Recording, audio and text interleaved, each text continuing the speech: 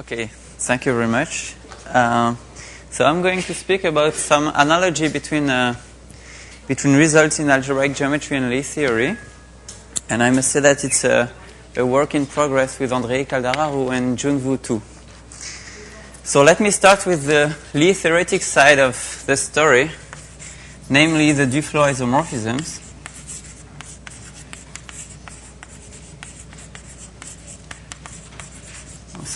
Okay, so we choose G, a finite dimensional Lie algebra. And as you know, there is an isomorphism of vector spaces between the symmetric algebra and the universal enveloping algebra of G. This is the so-called PBW isomorphism, which is just given by the symmetrization map. And actually, it's an isomorphism of G modules.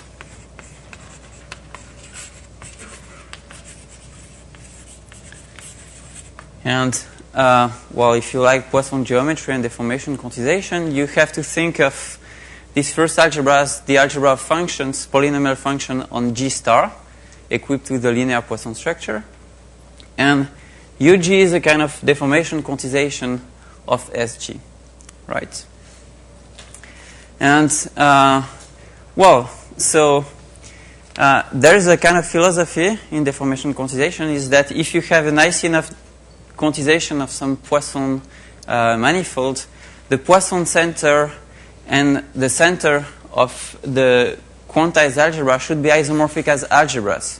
So let's see what it is in this situation. So the Poisson center of this Poisson algebra here is simply the algebra of invariance. And actually the center of the universal enveloping algebra is also the subalgebra of invariance. So we could just restrict the PBW isomorphism to invariance. But unfortunately, or fortunately, I don't know, it's not an algebra isomorphism.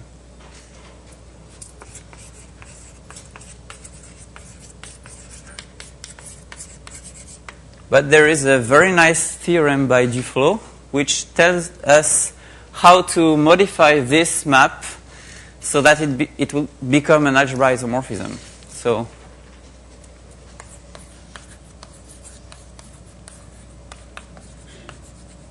let me state it in the following way. So there is a map from SGG invariant to itself. I will explain what it is just after this.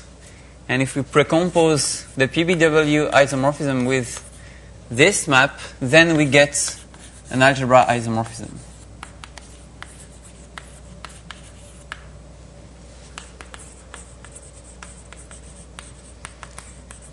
And this J here is an element in the completed symmetric algebra of G star. So you might think of element in here as differential operators on G star with the constant coefficient and maybe of infinite degree. But as we act on polynomials on G star, then it's okay, we can really act on them. So basically, how G act on SG is by contraction between G and G star, right? And this element is defined as follows. It's the determinant of the square root of some series expressed via the adjunct action. It looks very much like the third class. So the adjunct action, you can see it as an element in G star times endomorphism of G. Right. So it's an element x to add x, which is just the bracket with x. And this series is expressed in terms. It's a formal expression in terms of traces of powers of add. So we have trace of powers of add. So if we take a power of the adjunct action, we get something in the case symmetric power of G star times the endomorphism of G. And then taking the trace, just kill the endomorphism part, right? So this is the way how it is defined. And actually in his fundamental paper on deformation quantization, Concierge just in the end of the paper gave a claim that there should be an analogous story for complex or complex manifold or algebraic varieties. He just gave the statement without proof. And actually, well, it takes a bit of time to understand why those two statements are related. So let me now explain the complex geometrical, algebraic geometric side of the story. So it's related to Hochschild cohomology of algebraic varieties, or if you prefer complex manifolds, I mean, just think of what you prefer. So let's take an algebraic variety or a complex manifold. And so we have the so-called Hochschild-Constant-Rosenberg theorem, so the HKR theorem, which actually tells us how to compute the Hochschild cohomology of the variety. Namely, so on one side we have polydifferential operators on X. So polydifferential operators, either algebraic polydifferential operators or holomorphic one. It depends on the context.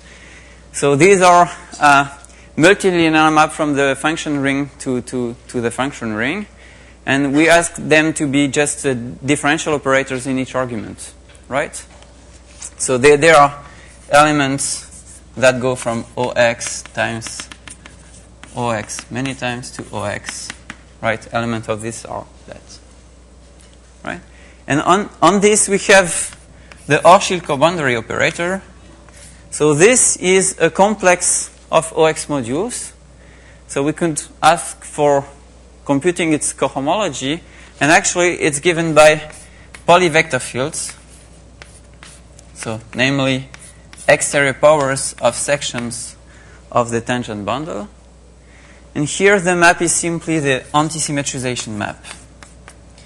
And this map is a quasi-isomorphism of OX of complex of OX modules.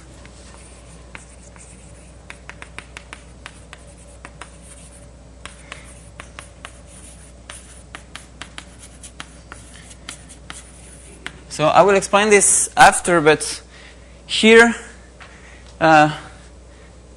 so the procedure to pass from G modules to invariant, here you have to believe me that the analogy would be to take cohomology, right? So in particular, this gives an isomorphism between the cohomology, either Čech or Dolbeault cohomology, like you prefer, again, of exterior powers of the tangent bundle, and the hypercohomology of this complex of sheaves.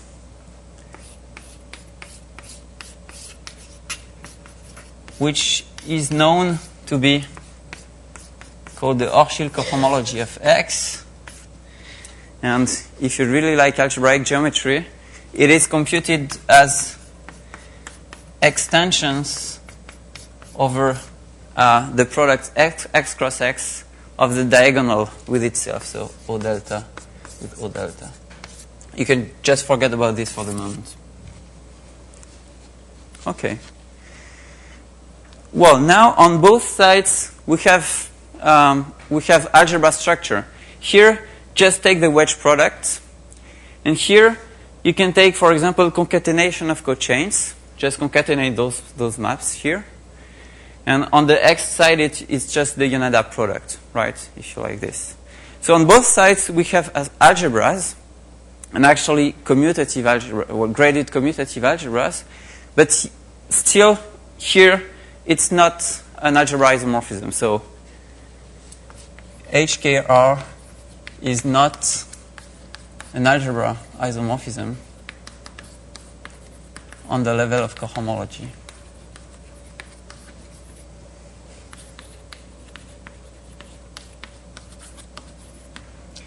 But yes, again,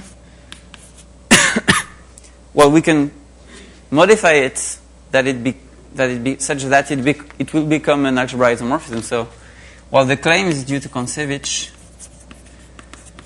and the complete proof, we wrote it with Michel Vandenberg.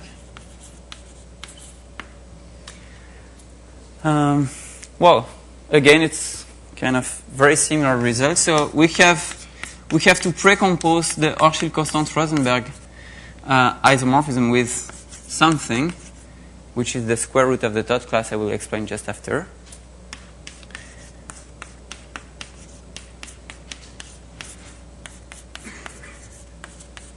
So this composed map is an algebra isomorphism.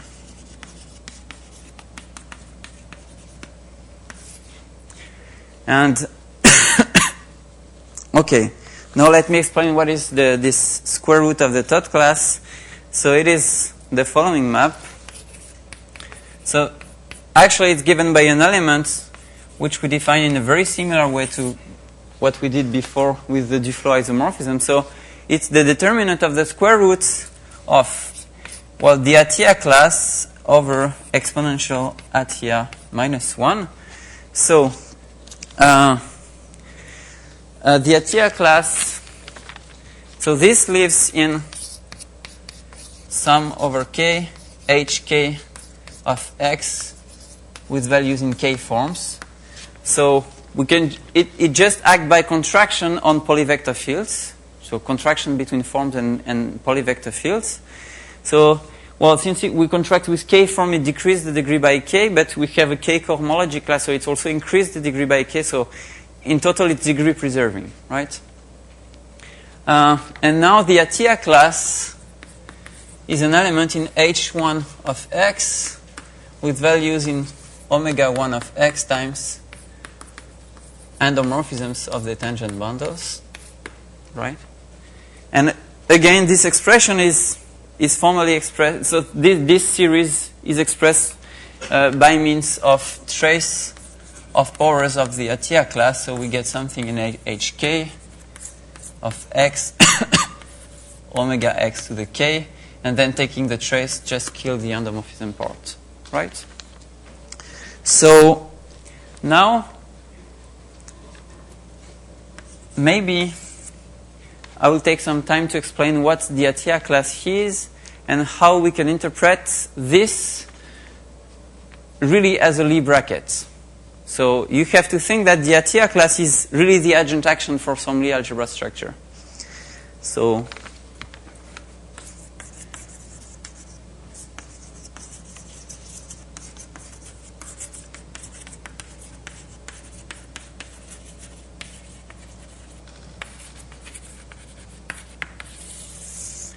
okay, so there are many definitions of the Atiyah class. So I will give two of them. So the first one is not very precise, as I will state it. So the Atiyah class, so let's take any vector bundle over X. So this was the Atiyah class for the tangent bundle, but it can be defined for any vector bundle over X. So the Atiyah class of a vector bundle E over X is the obstruction class for the existence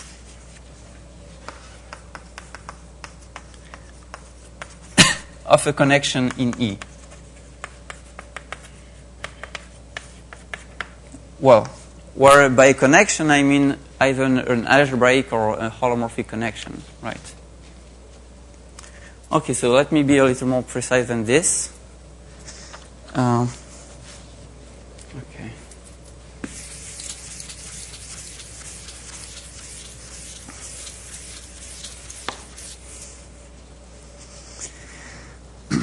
So concretely, for example, in the holomorphic setting, one can choose nabla E a connection.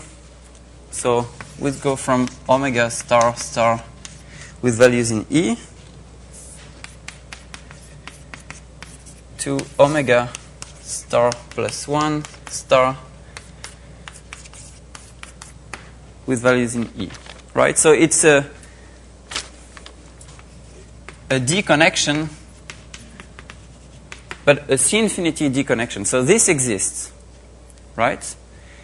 But now we have a second differential on omega star star x. We have this D bar differential. So basically, one can define the Atiyah class just as the commutator.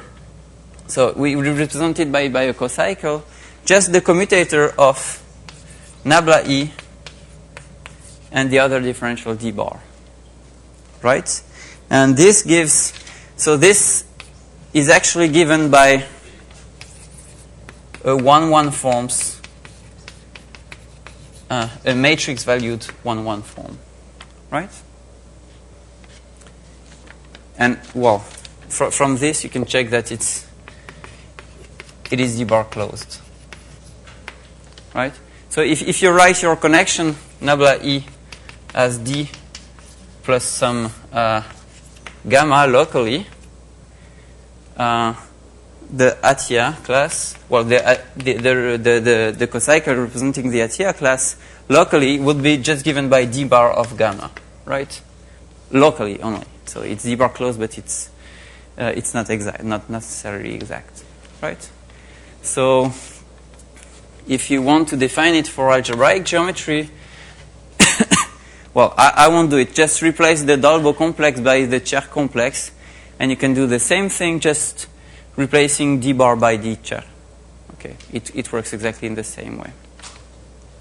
Okay, but this is not the way I want to define the Atiyah class.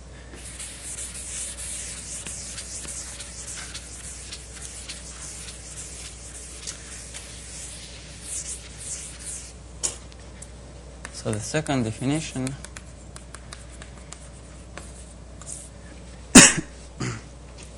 is as follows. So we have an exact sequence of sheaves. So going from E-valued 1 forms to first order jets for the bundle E, and then to E itself. So basically this map is, well, an E-valued 1 form, you can just associate it to a jet, a first order jet. And then you can just evaluate take the zeros, these zeros of the other part of your jets, and it gives you a section, right? And at the Atiyah class is the class of this extension.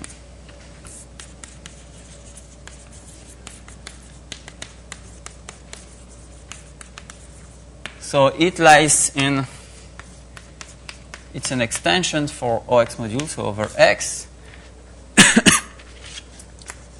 from E to omega x1 times T. Right? So actually this is isomorphic to H1 of X omega x1 times.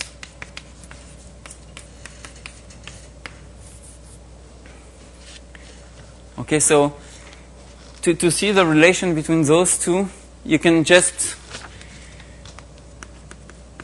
choose a splitting here of this exact sequence as just as sheaf, not as sheaf of OX modules.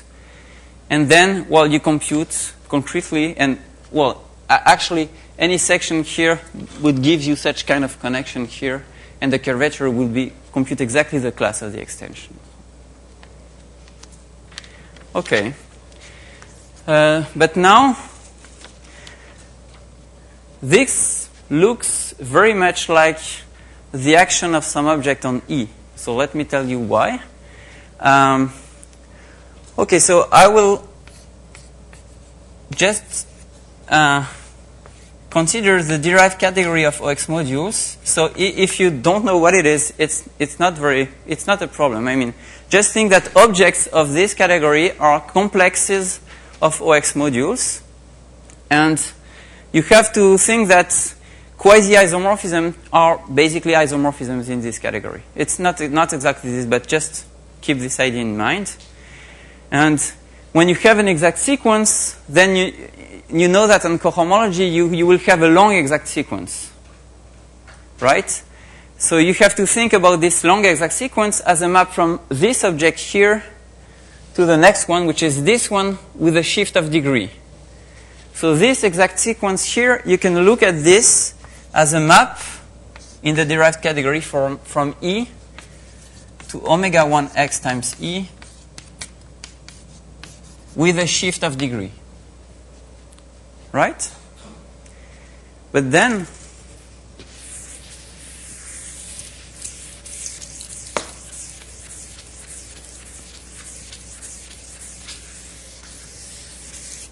okay, just putting this on the other side, we have Tx shifted by minus 1 times E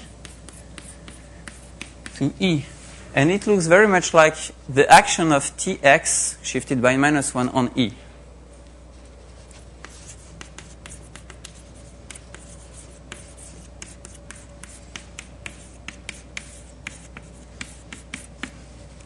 And actually, if you take E being equal to Tx shifted by minus 1 itself, then what you get is precisely a Lie bracket.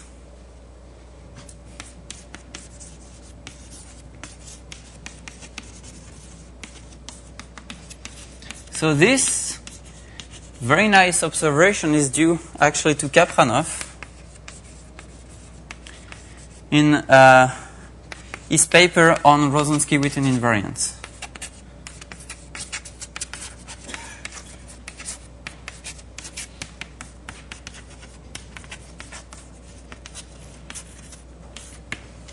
Okay. Actually, you can see that the Jacobi identity is satisfied from a very concrete point of view with this connection. So the Jacobi identity is completely equivalent to the Bianchi identity for the curvature of the connection, right? So it's one can really compute this. It's not only some abstract thing with derived categories. Okay, and actually one can claim something more. So any object in the category actually get an action from G. So more or less, this is very unprecise, but more or less the category of OX module, the derived category, is equivalent in some sense to the representation category of this strange Lie algebra G. And now, how can one see that taking cohomology is precisely taking invariant with respect to this Lie algebra? So just, you can see that the unit object of this category is, well, the trivial bundle, so it's OX as a sheaf. And now, so let me compute the functor just taking cohomology. How this is defined? This is defined as taking X over X from OX to something. So it's just, you derive the global section functor. But X from OX to something, it's just hom in this category. So it's hom from 1 in G modules. It's hom from 1 to something. But this is the definition of taking invariance. If you want to write categorically what is taking invariance, it's just homomorphisms of G module from the trivial representation to the module you take. So after all this, we can see that the claim of Kontsevich actually looks very much like a pure translation of the Duflo isomorphism in this context. And actually, it is not only an analogy, so I think it was due to Ramados and also Markarian. They more or less prove that d-poly of X is the universal enveloping algebra of Tx shifted by minus 1. Basically, so there are many ways to prove this. One is just to check that this complex of sheaves satisfies some universal property that you want to be satisfied by UG. Okay. Well, then, just a remark. So, taking symmetric algebra over Tx shifted by minus 1 well, is really taking exterior powers of Tx. So then you can really recover this result here. And the reason, and it also explains why the inverse series appear, because taking the determinant of something placed in odd degree, well, if you want to do super mathematics, you have to take the Berezinian, and the Berezinian of a pure odd space is the inverse of the determinant. So it's perfectly nice. Okay.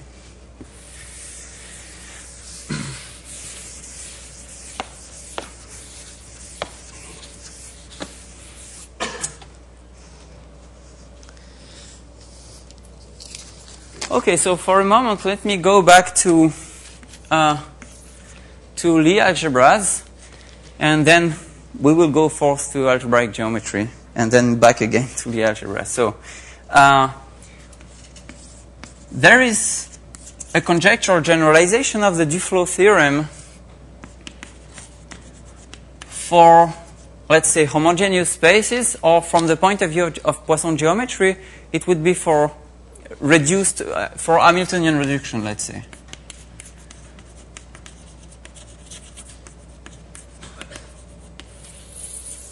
So let me consider an inclusion of Lie algebras, of finite dimensional Lie algebras.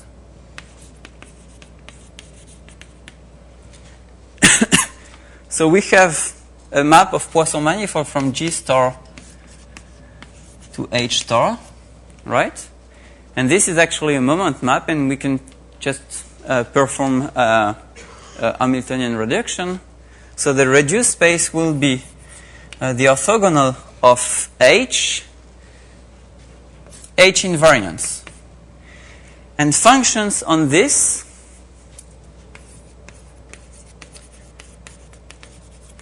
are simply, it's given by the symmetric algebra of G over H, the quotient space, H invariant. So this is a Poisson algebra. And so this is a Poisson algebra. And on the quantum side, well, there is a kind of natural quantization of this picture. So the quantization of functions on G, they are simply UG. And now, well, the natural quantum analog of this moment map is simply the map from the Lie algebra H to UG, right? So this is a quantum momentum map.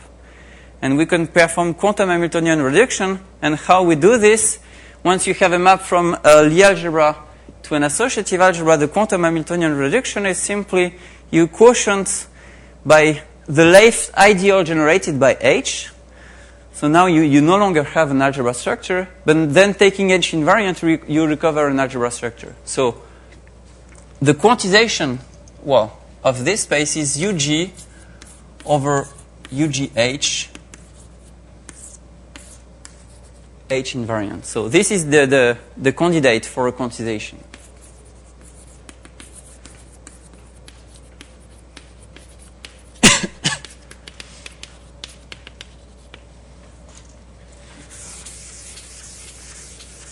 So the obvious conjecture, which is due to Duflo,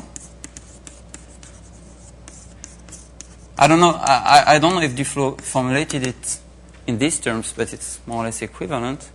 Is that well, in some nice situation, so if G is equal to H plus M, with M being an H invariant subspace, so with bracket with H and M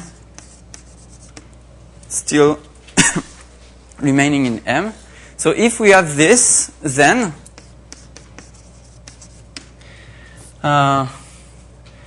there is an algebra map,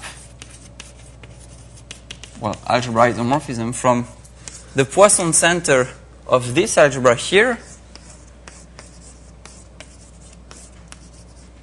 to the center of the candidate for the quantization.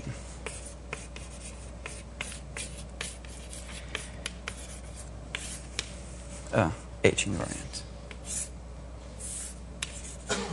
So, well, this assumption here ensures you that this deformation of that algebra is flat, namely that this space and this one are isomorphic as vector space, right? In general, it's not true, and this will be the question I will ask.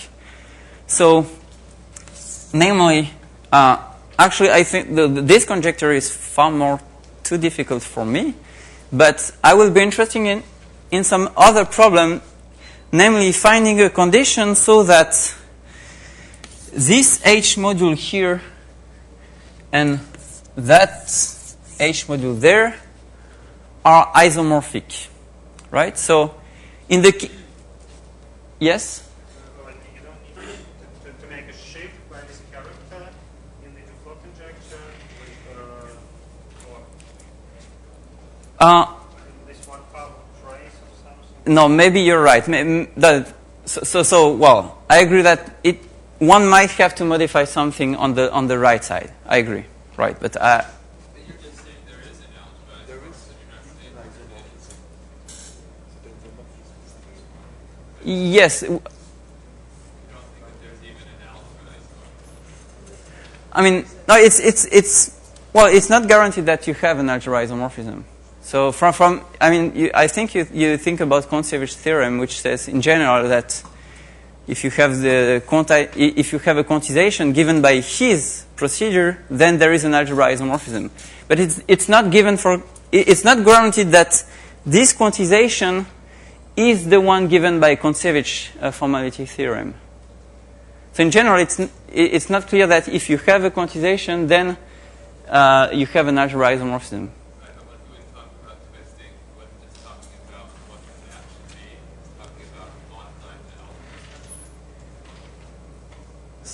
Modifying the algebra structure? Yeah. I'm sorry, I didn't. I just want to understand how you would actually modify the statement if it's not supposed to be algebraic. No, I mean, if it's not an algebra isomorphism, it's okay. It's true, I think. No, I can't hear what you say, so. I just want to know what the conjecture should be. So, well, the conjecture should be basically this, maybe with some twist here by some character. That's what. Okay. Okay. Then I think. So the twist is actually a change in the algebra structure on the right. Even this is not completely clear to me. I mean. Probably yes. Yeah, probably yes, but okay. No. I mean, the conjecture should be take the most natural object on the right, but I must say that I'm not completely sure about what is the most natural object on the right. Okay. But even so, what I'm interested in is just forget about the conjecture and just try to think about a condition for those two spaces, two H modules to be isomorphic. So for sure, if we have this, then this is correct. But this is a quite restrictive condition, and I'm looking for a less restrictive one, actually. Okay, so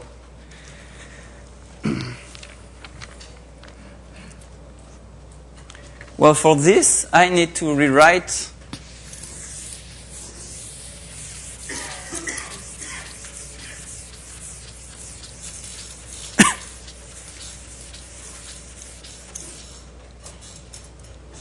so let me rewrite UG mod UGH H invariant in a kind of complicated way. So taking H invariant is just taking homes from H modules in H module from the trigger representation to the object we are considering, and this quotient is simply, well, actually the induced module from H to G from the trigger representation. So this object here is the UG tensored with the trivial representation for H over UH. Right? And then we want to consider it as an so this is a G module, and we want to see it as an H module, so we have then to restrict. Okay? But now we can, so the restriction and induction functors, they are adjoint functors. So this is the same as home in G modules from the induced of 1 to the induced of 1.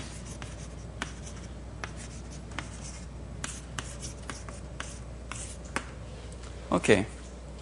And written in this way, it's really much better, trust me. So before just trying to answer the question I asked, I would like to just make a jump to algebraic geometry and take inspiration for, well, very clever people in algebraic geometry that would help us to solve this problem. So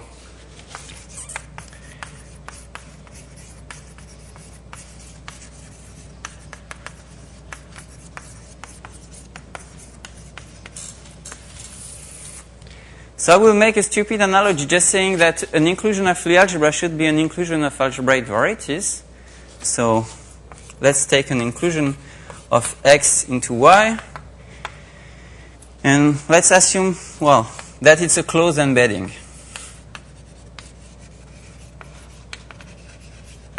Right? So you have to think about H being the shifted tangent bundle of x and G being, well, the shifted tangent bundle of y restricted to x. Okay?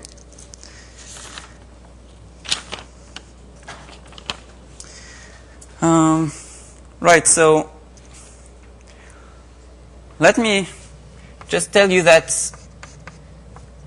pushing forward along I, you have to think that this is the induction. I mean, this is the, well, just try this.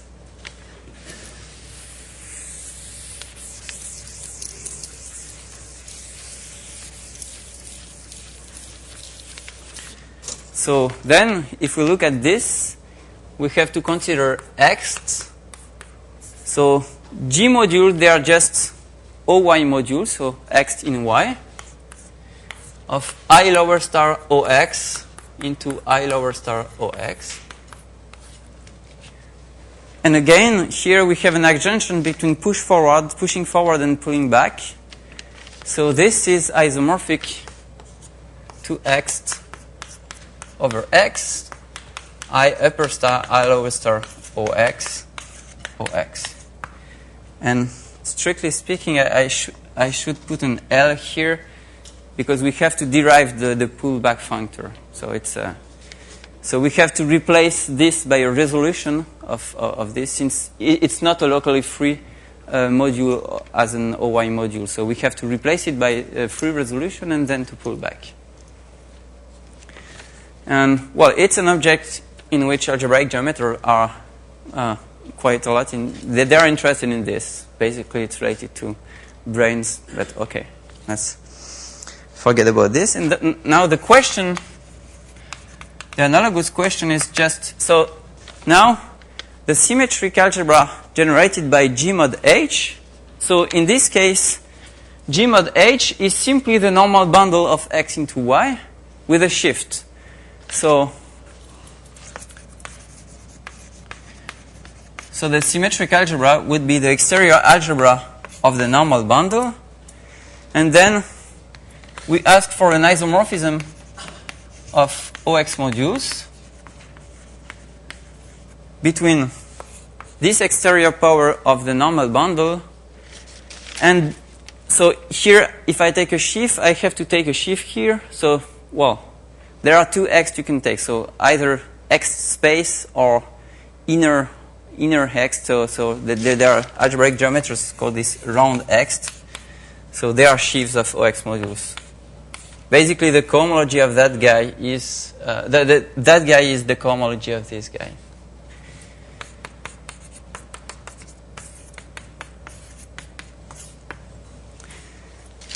So, and recently, Dimitri Arvinkin and Andrei Caldara, they found a necessary and sufficient condition for this kind of isomorphism to hold.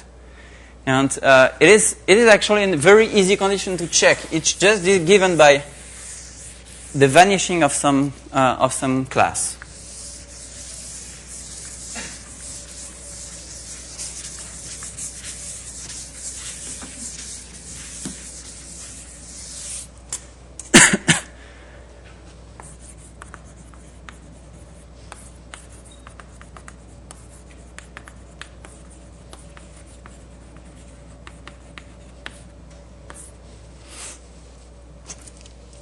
Okay, so the answer is the following. So it tells that the following conditions are equivalent. So first, so I will call such kind of isomorphism an HKR type isomorphism, just to. So first condition, HKR holds. So which means that there exists such an isomorphism here of OX modules. Second condition is that the normal bundle admits an extension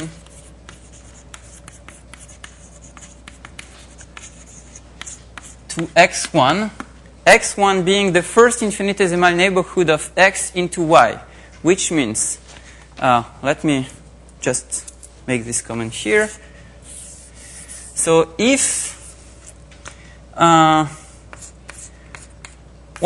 if the ring of function of y is some ring R, and if x is defined by some ideal of relations,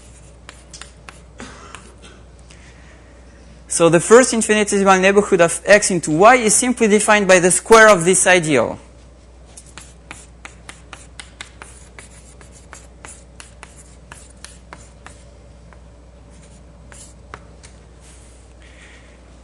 It just means that you have to think of a very small thickening of x into y, right?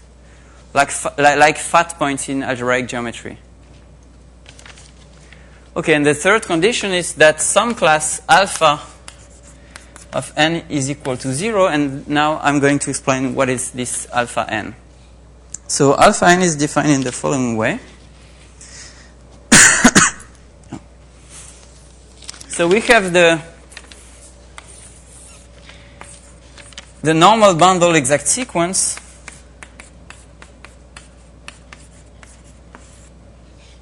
So still, if you think about in the realm of derived category, you should think of this as a map from n to tx shifted by 1.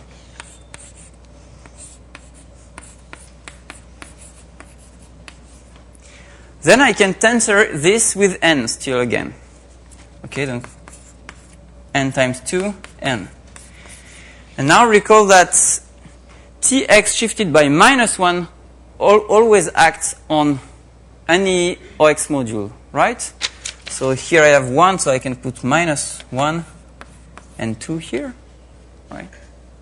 And then I just take the adjunct action of tx -1 on this guy, which is just its Atia class, and it goes from there to there. And so this composed map is an extension. So this gives alpha n, which is an extension, a 2 extension from n2 to n, right? And actually it's computable. I mean, just computing the class of this extension is not that complicated.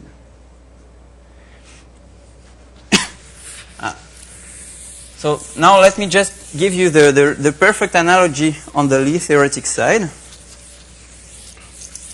And then maybe an example where this class is not 0 and this will be the end. Okay.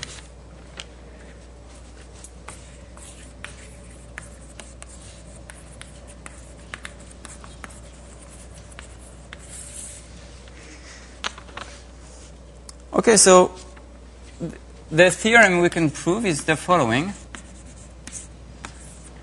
So we did this with André Caldararo and Jun Vutu. So it's exactly the same theorem, basically, and the proof is completely the same. I mean, first condition is that S G mod H and UG mod UGH are isomorphic as H modules.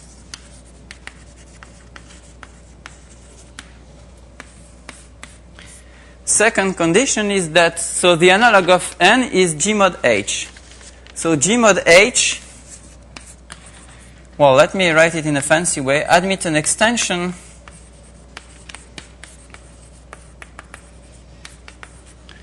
to H1.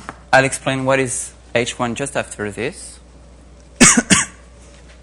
And third condition, some class alpha G mod H is 0. So I'll explain this also.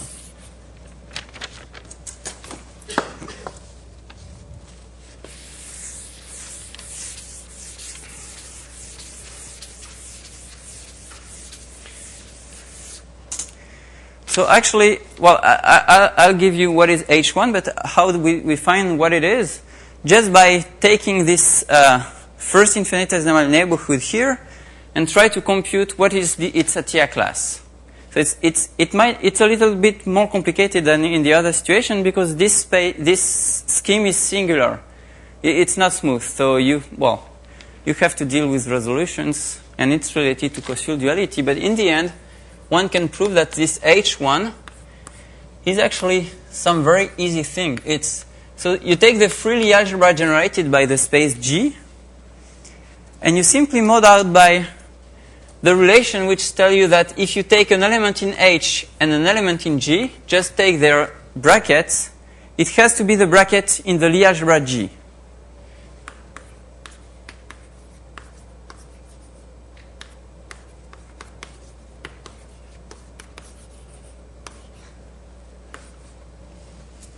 Right? And now we have a map from, there's a map from H to H1, and actually a map from H1 to G. And saying that an H module admits an extension to H1 just means that there exists a module over H1 such that when we restrict to H, it's the one module you started with. So I say that M in H mod admits an extension to H1 if there exists M1 in H1 mod such that its restriction to H is M.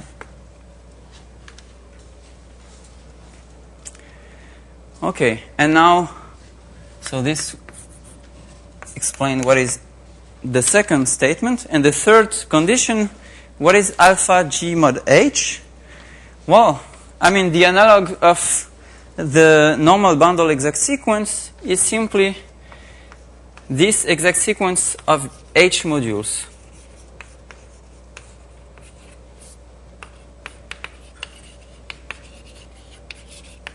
Right? Okay? And if we take, so this sequence, still we have, so I like to think in this way, we have a map in the derived category.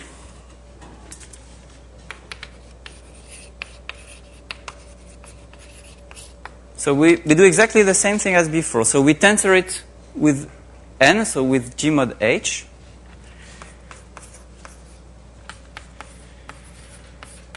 And then, well, G mod H is an H module, so we can simply act, H can act on G mod H, and we just have to remember of the shift. So we have a one extension. So because of this shift in, well, where it is. So because of the -1 shift in Tx here, in the algebraic geometry situation, we have a 2 extension, while here we have a 1 extension. So, in the end, what we get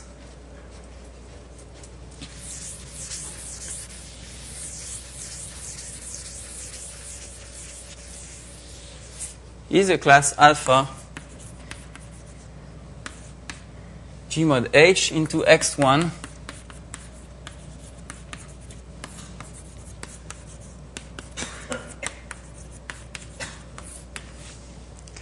and let me give now an example where this class is non-zero. I mean, it's not an empty statement. There are situations when this class is non-zero. And then also you can see that it's quite easily computable.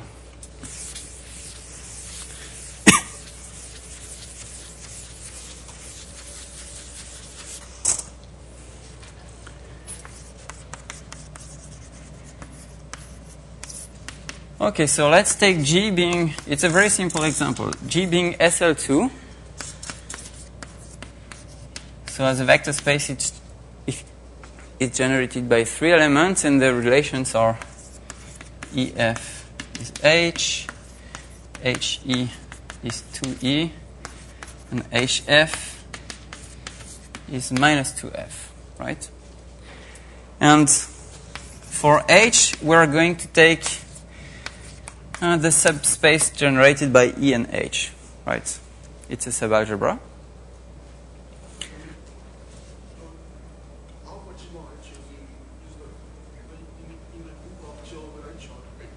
Sorry?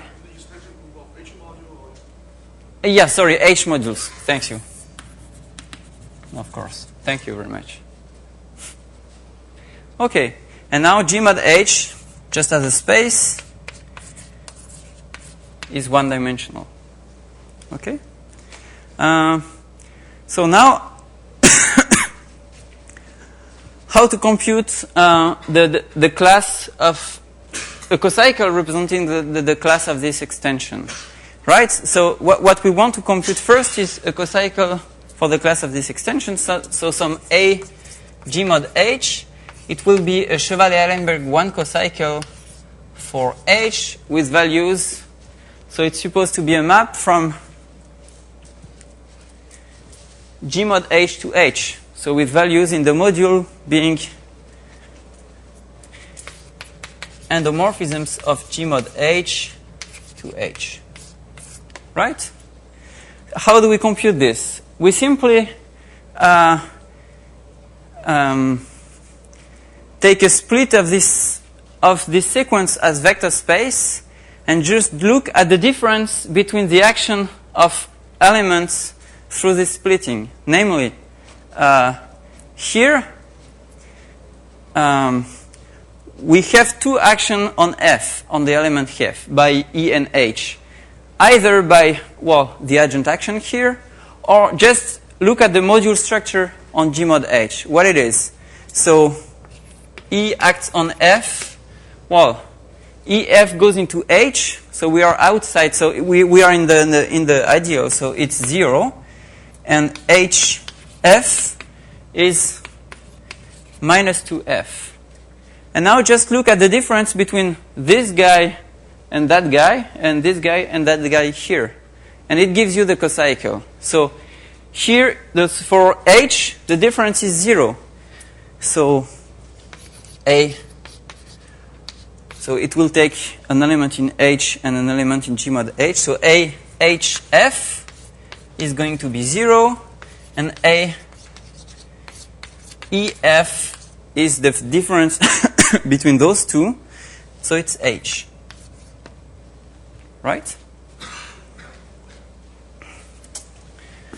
Now, how to compute alpha?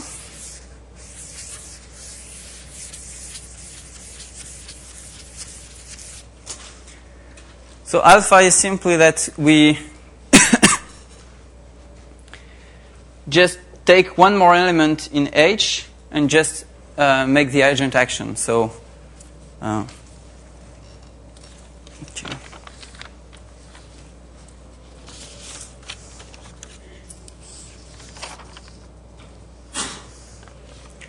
So alpha is going to be an element So it's represented by one cocycle with values in and of G mod H square to G mod H. And so alpha G mod H, so we will have H, F, F. This one is cooked from this guy, so it's 0. And alpha G mod H, E, F, F. So what are we doing? We are acting by, so we are making the commutator between F and H. So we have minus 2F. Yeah. So in the end, we have a non-trivial cocycle. Well, you could say maybe, okay, maybe it's a coboundary, but it's actually not possible that it is a coboundary because, well, H acts trivially on G mod H. So it acts trivially on this guy. So if you take a 0 cocycle and just take its coboundary, it's always 0. So actually, the class alpha G mod H here is non-zero. So in the end, we really have an example where we don't have an isomorphism between S G mod H and U G mod UGH. Okay, I think I will stop here. Thank you very much.